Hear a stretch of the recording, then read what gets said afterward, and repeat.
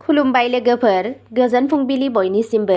नोंथांमोनखौ गोदान भिडिअ'आव आरो फिन खेबसेबाव बयखौबो बरायनाय बावहरग्रोनाय जाबाय।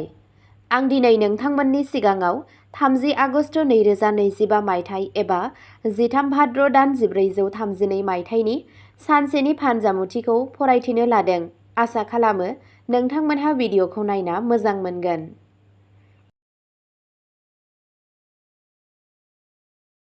मेष राशि, दिनैनि साना नोंथांनि गावखौ फोथायनायखौ बांहोगोन। नोंथाङा खामानियाव मोजां फिथाइ मोनगोन आरो नोंथांनि नाजानाया फिथाइ होगोन। नखराव मोनसे गोजोन आबहावा थागोन। नोंथाङा लोगोफोरजों मोजां समफोरखौ रंजानो हागोन। राङारि मुलाम्फानि आसा दं। सावस्रिया मोजां जागोन आरो दावबायनाया मुलाम्फा गोनां जानो हागौ। नोंथांनि दिनैनि खाफालगोनां दिगआ जादों सानजा, खाफालगोनां अनजिमाया जादों 9 आरो खाफालगोनां गाबआ जादों गोजा गाब। वृषभ राशि, दिनैनि साना दिदोमथि आरो समानथि लाबोगोन। नोंथाङा खामानियाव नोंथांनि लोगोफोरनिफ्राय मदद मोनगोन। फालांगियाव गोदान बिथांखि लानाय जागोन। नोंथाङा नखरजों सम हगारगोन। राङारि थासारिया गोख्रों जागोन, नाथाय खरसाखौ सामलायनायाव लाखिगोन। फरायसाफोरा मोजां खौरां मोननो हागौ। सावस्रिया सरासनस्रा थागोन। नोंथांनि दिनैनि खाफालगोनां दिगआ जादों खोला, खाफालगोनां अनजिमाया जादों 2 आरो खाफालगोनां गाबआ जादों गुफुर गाब। मिथुन राशि, दिनै नोंथांनि सानस्रिफ्रा बाखनायजागोन। खामानिनि जायगायाव गोदान खाबुफोर सोमजिगोन। फालांगियाव मुलाम्फा जागोन। नखराव गोरोबलायनाया सोलिगोन। खरसाया बांनो हागौ, नाथाय आयाबो मोजां थागोन। फरायसाफोरा गावसोरनि फरायनायाव बांसिन गोसो होनांगोन। सावस्रिया मोजां जागोन। नोंथांनि दिनैनि खाफालगोनां दिगआ जादों सा-सोनाब, खाफालगोनां अनजिमाया जादों 5 आरो खाफालगोनां गाबआ जादों गोथां गाब। कर्क राशि, दिनै नोंथाङा नोंथांनि साहस आरो गोब्राब नाजानायनि बान्थाखौ मोनगोन। खामानि मावथायाव नोंथांनि दिन्थिफुंनाया साबसिन जागोन। नोंथाङा नखरनि सोद्रोमाफोरनिफ्राय अननाय मोनगोन। रांखान्थियारि थासारिया मोजां जागोन। रां थिसननायनिफ्राय मुलाम्फा जागोन। फरायसाफोरा गावसोरनि गोब्राब नाजानायनि थाखाय मोजां फिथाइ मोननो हागोन। सावस्रिया मोजां थागोन। नोंथांनि दिनैनि खाफालगोनां दिगआ जादों सोनाब, खाफालगोनां अनजिमाया जादों 3 आरो खाफालगोनां गाबआ जादों रेजें निला गाब। सिंह राशि, दिनै नोंथांनि गावखौ फोथायनाया गोजौ थागोन। खामानिनि जायगायाव गोदान मावथांखिफोर जागायनो हागौ। रांखान्थियारि मुलाम्फाफोर थागोन। नखराव गोजोननाय फैगोन। रमान्टिक सोमोन्दोआ गोदै जागोन। बेयो फरायसाफोरनि थाखाय मोनसे मोजां सान। सावस्रिया सरासनस्रा जागोन। यगा आरो मेडिटेशन खालाम। नोंथांनि दिनैनि खाफालगोनां दिगआ जादों सा, खाफालगोनां अनजिमाया जादों 1 आरो खाफालगोनां गाबआ जादों गोमो गाब। कन्या राशि, दिनै नोंथांनि नाजानाया जाफुंसारगोन। नोंथांनि साख्रियाव मासि जौगानाया जाथावना। फालांगियाव मुलाम्फा जागोन। नखरारि आबहावाया गोजोनथाव जागोन। बे साना राङारि नोजोरजों मुलाम्फा गोनां। फरायसाफोरा गावसोरनि फरायनायाव मोजां फिथाइ मोनगोन। सावस्रिया मोजां जागोन, नाथाय गोबां मुखुब जानो हागौ। नोंथांनि दिनैनि खाफालगोनां दिगआ जादों खोला-सानजा, खाफालगोनां अनजिमाया जादों 6 आरो खाफालगोनां गाबआ जादों गोथां गाब।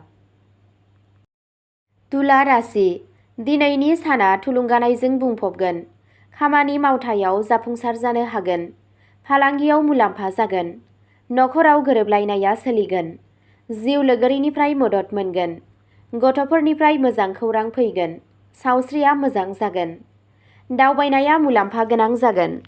नोंथांनि दिनैनि खाफालगोनां दिगआ जादों सा-सानजा, खाफालगोनां अनजिमाया जादों 8 आरो खाफालगोनां गाबआ जादों गलापि गाब। वृश्चिक राशि, दिनै नोंथांनि गावखौ फोथायनाया बांगोन आरो गोब्राब नाजानाया फिथाइ होगोन। नोंथाङा नोंथांनि साख्रियाव जाफुंसार जानो हागोन।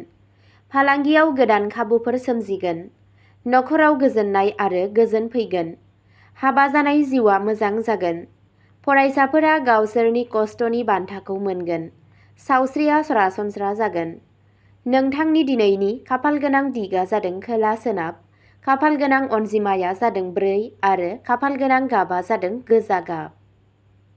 धनु राशि, दिनै खाफाला नोंथांनि फारसे थागोन। नोंथाङा खामानिनि जायगायाव मान मोनगोन। फालांगियाव रां थिसननाया मुलाम्फा गोनां जागोन। नोंथाङा नखरजों मोजां सम हगारगोन। धोरोमारि हाबाफारिफोराव गोसो जानाय थागोन। फरायसाफोरा जाफुंसार जागोन। सावस्रिया मोजां जागोन। नोंथांनि दिनैनि खाफालगोनां दिगा जादों सानजा। खाफालगोनां अनजिमाया जादों 7 आरो खाफालगोनां गाबा जादों केसर गाब। मकर राशि, दिनैनि गोब्राब नाजानाया फिथाइ होगोन। साख्रियाव प्रम'सन खालामनाया जाथावना। फालांगियाव मुलाम्फा जागोन। नखराव मोनसे रंजालु आबहावा सोमजिगोन। जिउ लोगोरिनिफ्राय मदद मोनगोन। रंजानाया गथ'फोरनिफ्राय फैगोन। रांखान्थियारि थासारिया गोख्रों जागोन। सावस्रिया जोबोद मोजां जागोन।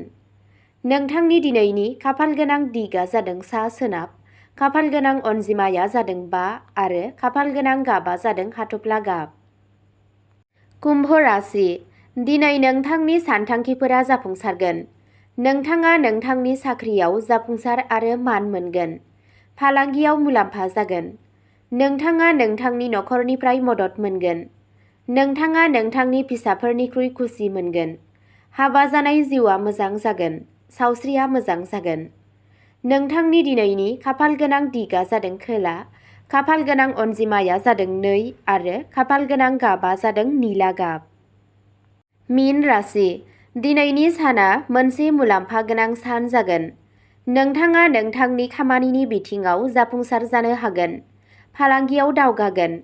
नोंथाङा नोंथांनि नखरनिफ्राय मदद मोनगोन। नों गावनि जिउ लोगोरिजों मोजां सम बारहोगोन।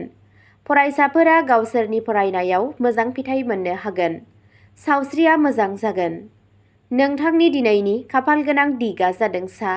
खाफालगोनां अनजिमाया जादों 6 आरो खाफालगोनां गाबा जादों फान्थाव गाब। अब्ला दिनैनि भिडिअ'आ एसेनोसै। गोजोन्थों।